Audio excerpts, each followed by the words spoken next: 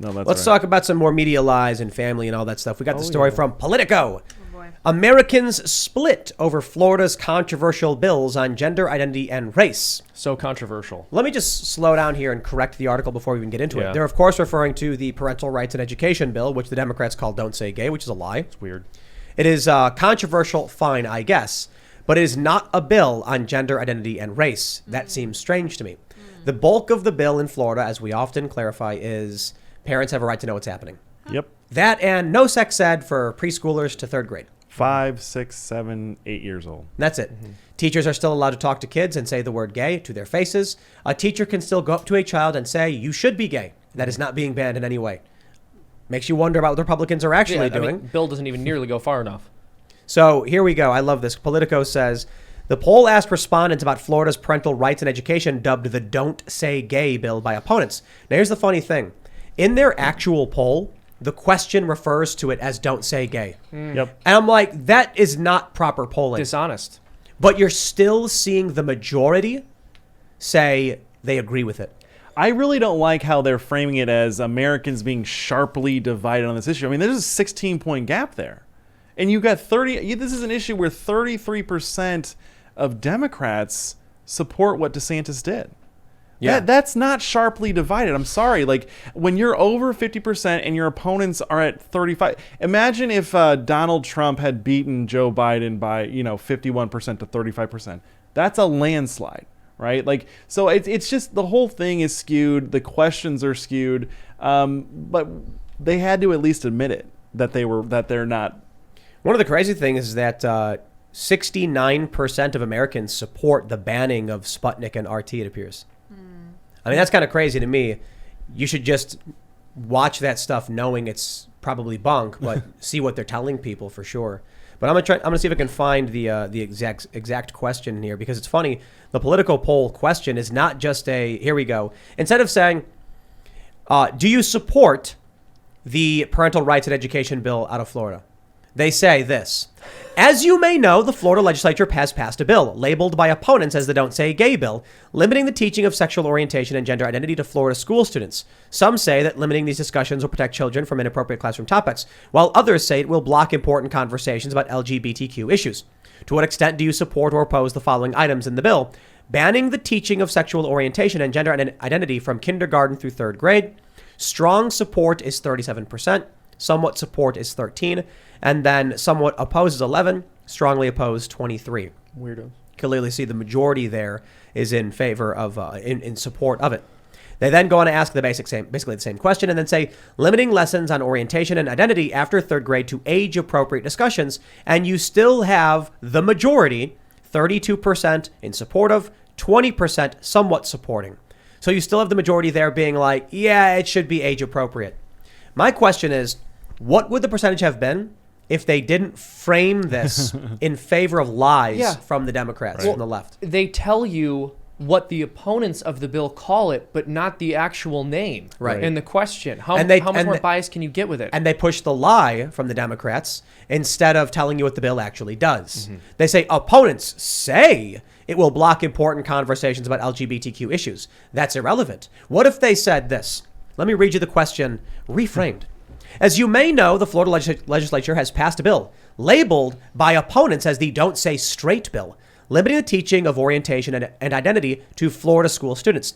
Some say that limiting these discussions will protect children from inappropriate classroom topics, while others say it will block important conversations about traditional marriage issues. To what extent do you support or oppose the following items in the bill? There's no difference in the bill. I could literally call it Don't Say Straight and say Republicans have just banned teaching children about traditional marriage. It's true. Literally true. But see, Politico comes out and they poll people. Now, here's why I bring this up. Even though they falsely framed the story based on lies, the majority still agree with it. Exactly. It's weird. There's like a super majority of Americans, and I know this is pretty radical, like that the vast majority of Americans, they don't want to sexualize kids. Like, they want to let them be kids, like, why do we have to make everything sexual? Someone tweeted at me today, they said, not everything has to be gay. And I think that that's right. Like, great, you do you, live your life, fine. But not everything has to be about you. I remember back there was a cartoon made by this guy. He was on Reddit. I can't remember his name. He deleted it. It was about atheism on Reddit. Reddit, when it first started, one of the default subreddits getting a ton of attention was r/atheism. Mm-hmm. That meant if you were a random regular person who went to Reddit, you would see posts from people about being atheist. So he made this cartoon where he basically mocked the idea because Reddit propped up a community that was just ragging on people for what they believed. And it's like, why is that a thing? Why is that the default position? Why, Mm-hmm. I kind of forgot where I was going with that. But ultimately what ends up happening is the dude deleted the cartoon and you can't find it anywhere anymore. I mean, maybe it's been archived somewhere, but it was actually, I thought it was a great point. Because the cartoon ends by saying, like, why is this a default subreddit to just, be on everyone's feed? Yeah, like, why just be mean to people all the time? Why just prop that up?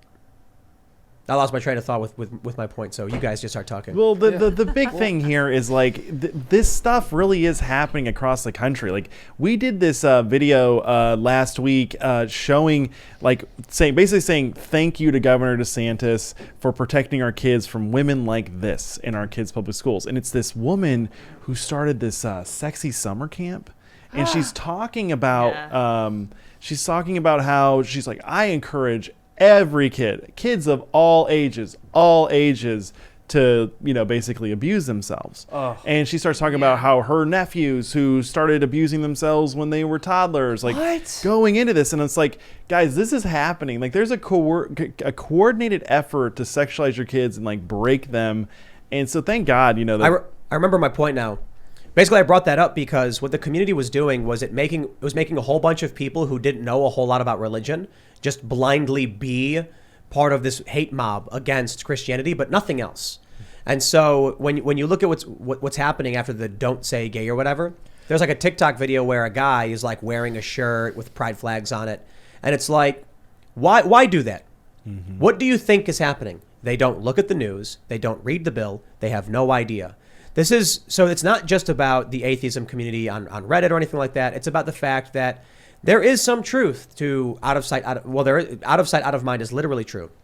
If you can control what people see from the bulk of their social media, you are controlling what they will complain about. So what do we get on Twitter? People are talking about COVID, and then one day, like a switch was flicked, it's Ukraine. Yep. Because they want to make sure the only thing you see is these stories and this information. This is why the Democrats called it "Don't Say Gay." They want to make the argument, and then even Ben Shapiro walks into that trap. Ben Shapiro tweeted to Ted Lieu, "This bill stops you from indoctrinating kids with your weird gender ideology or whatever," something to that effect. And I'm like, no, it doesn't. It literally does not do that. The Democrats made up a lie. They claimed, here's the framing of the bill. Conservatives walked into it and said, well, actually, that framing of the bill is a good thing. And it's like, both of you are talking about something totally irrelevant to what's going on. But this is the game. Media will often frame things. I'll put it this way as well. I'll say this. Politico doing a poll where they give you a paragraph breaking down an issue is a total violation of polling ethics, in my opinion. They should say this. How do you feel about the parental rights and education bill out of Florida? Strongly support, somewhat support, somewhat oppose, don't know, or no opinion. And guess what would happen? Don't know would be 80%. Exactly. Mm-hmm. And hey, that would be funny, wouldn't it? Yep. Instead, the funny thing is they still try and frame it in favor of the left's argument, and the majority of people actually still support the bill. Yep. It's got to be depressing for them. Because they have think about all the levers of cultural influence that the left has here, right? Like, they've got the mainstream media, they've got Hollywood, they've got the music industry, corporate America, big tech, like everything. Like, they control so many sources of information, and they still can't win on something like this. Mm-hmm. Well, I think maybe their power is faltering. Mm-hmm. Less and less people are interested in the lies. The lies have become more and more obvious. I think of it like they say that wealth lasts 3 generations. Someone works really, really hard and builds a big business, becomes a billionaire. Right. Their son or daughter inherits it and then takes the company over and maintains it. They have kids. So what happens is, the child of the entrepreneur was still taught the values of hard work, but not, was not someone who founded a company and could maintain that. Then they have kids who are taught to a certain degree the value of hard work, but certainly not how to start a company or even to maintain it. So by the 3rd generation, you see wealth start to fizzle out. Well, I think of it similarly in terms to how the Democrats have institutional control and how the media is playing. It seems like, 2 generations ago, media was strongly controlled by savvy marketers who were like keen on manipulating. Then their kids inherit it, and they're like, keep the system up, keep it rolling, CNN or whatever. Now we're on the third generation who are just like, I have no idea what's going on.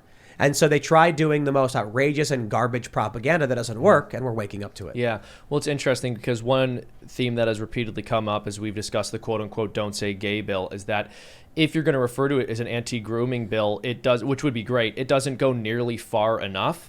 And the left hears that young children below a certain age are not going to be discussing sexuality in the classroom when it would be wildly inappropriate. And they go, oh my goodness, but what about gay people? How are we going to protect them? Instead of saying, look, this is a bill that is specifically set up to protect children from inappropriate discussions and also to ensure that parents are notified by certain things that the school district might otherwise try to keep from them, even though they have a right to know as parents. And all the left can think about is, what about protecting the poor, sweet gays? That's literally it. And that's why I think it's better to call it the Don't Say Straight bill. And I am outraged. These Republicans are banning discussions on traditional marriage. Yeah, it's true. I agree with the Democrats. We should come together and say we should be allowed to teach kids about traditional marriage. We should. That should actually be the standard, right? Like, I mean, this is the truth. This is what you should be shooting for. I still have no problem with being like, we're not going to talk to preschoolers or third graders about, about sexuality. Well, yeah. This is the bizarre thing, right? Imagine thinking you're going to get public opinion on your side trying to fight a bill that says you can't talk to children below a certain age about sexuality but then gay people won't be able to tell children about their sexuality when they're in preschool. What world do they live in that they think the average person is going to hear that and go, oh no, oh my goodness? Seamus, according to this poll, at least, we have around 34% of people who don't like that. So you've got a third. It's true. If we were to extrapolate the data, who are hearing this from Politico, probably for the first time, and saying, 4-year-olds should be taught these things. I thank goodness that I don't know anyone who would be in support of that, virtually. I mean, maybe I do know some people who are lefties who I made friends with when I was younger who, if I asked them about this and reconnected, might say they supported it, but... They're zombies. Yeah, exactly. Those are people I really want to have conversations with. That's disgusting. I have a lot of friends from back during Occupy. I have a lot of, that I talk to, and they don't know what's in the bill. That's what I'm saying. Yeah. This is dangerous. How do you defeat? We have political zombification in this country. We have a horde, tens of millions of political zombies, and they are tearing away at our system. No, that's right. But here's where Donald Trump was a huge benefit to the movement, is that he showed us basically how to fight back, and that you could actually call out the BS and the lies and end up winning these political battles. And now you're seeing that being transferred to DeSantis, and DeSantis is calling it out. That press conference he had was really beautiful. And I know, another example of this, and he's not the greatest example, but it is Greg Abbott with what he did with that executive order. Now, agree or disagree on what he should have done with that executive order. Which one? The one declaring gender modifications for minors to be child abuse, right? Yeah. So good for him. There are some disagreements on that, but guess what? He trolled the entire national news media into saying and letting Americans know that this is happening. Yep. Gender modifications for children are happening. And by the way, Republicans think it's child abuse. Something that like 80% of Americans actually agree on. We polled on this. And even like 60% of Democrats want to ban this stuff for minors. Absolutely. Yeah. I mean, I think the issue with with your average Democrat who votes Democrat is they don't know anything about what's going on. Exactly. Yep. So we've got this battle. I think one of the core elements of the culture war is people who are discerning, who watch the news and seek out true information and try and fact check. And you have people who don't. The people who don't are being, hypnotized. I'm just imagining there's Brian Stelter and he's got his, watch going left and right. Don't watch Fox News. Only we can give you the true, good information. And I think, who was it? Jake Tapper, who said, you can't read WikiLeaks emails. Only we can do that. Was that Tapper? No, Cuomo. Cuomo was. That was Cuomo who did that? I'm pretty sure it was Cuomo. Tapper. No, I think it was Tapper. Sure. Maybe. Look it up. Either one of them, whatever. Cuomo's gone. But you have regular people who, until you sit down and talk with them, like I've told this before, I have friends who say they'll talk to their parents like, hey, watch Tim's show and hear what he has to say. And they're like, I don't want to watch that conspiracy stuff. And they're like, he's reading CNN.com. Like he's reading Politico polls. They're just giving their thoughts on this and like a critical assessment. And then I actually end up sitting down with my friend and they ask questions. They're like, nah, Trump did this. And I'm like, oh, actually X, Y, and Z. Mm-hmm. And then they're like, well, I didn't hear that. And I'll pull it up and show them. Like one of my favorite stories where I was talking about China stealing the DNA from people. That's And terrifying. It was an NPR story that China was getting access to people's DNA through COVID testing. And there are people who didn't believe me, and they were like, that's conspiracy mumbo jumbo. And I'm like, NPR right here. Like, I if you don't believe it, I got no problem. I don't trust NPR half the time either. but what is it? Do you trust NPR or not? Well, but that's the kind of thing that NPR would be incentivized against reporting on, which makes me more likely to trust them about it, because their general interest is in promoting information that makes all of the COVID testing and vaccines, et cetera, sound better rather than worse. So if they're willing to say that, it's probably because they have something. Yeah. I also think that common sense should take a play, right? Like there's this over expertization thing too as well. Like we have to like read these things, and it doesn't matter if it's Fox News, NPR, CNN, MSNBC. If you have a little bit of common sense, you can sniff out BS, right? Like it does. I don't care what degree you have, or if you have a PhD, whatever. But we are battling against the Bill Burrs and the Ethan Kleins.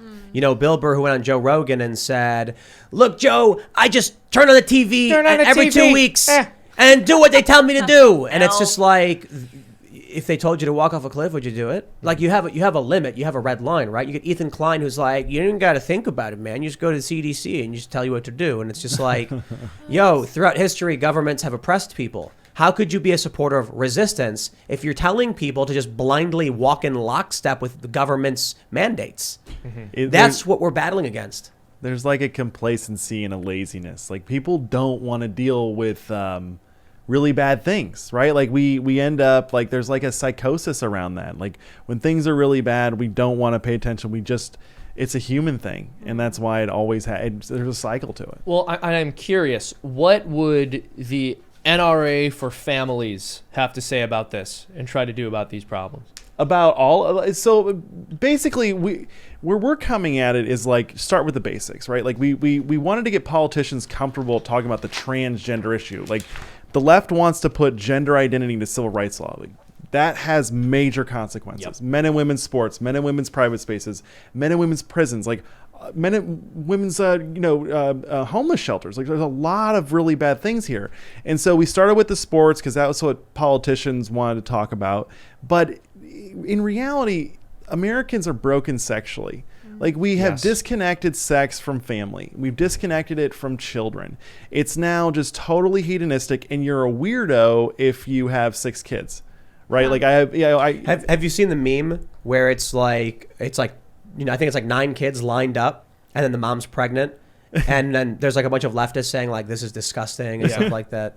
Well, it's so, but that just shows their misanthropic hand. They hate human life ultimately. Yeah. They really do. They'll never acknowledge it. What they love is pleasure and engaging in pleasure, and they see other human beings' existence as very inconvenient to them because that requires that they set themselves aside and make choices that are for the benefit of others. What's the article? It's like in order for there to be a feminist utopia, the family must be destroyed or something like that. Yeah. No, that was part of the Marxist movement. It's true. Yeah. Yep. Well, because you need to, people, this is interesting. Back during Occupy Wall Street, there were 2 different governments, I don't know what you'd want to call it.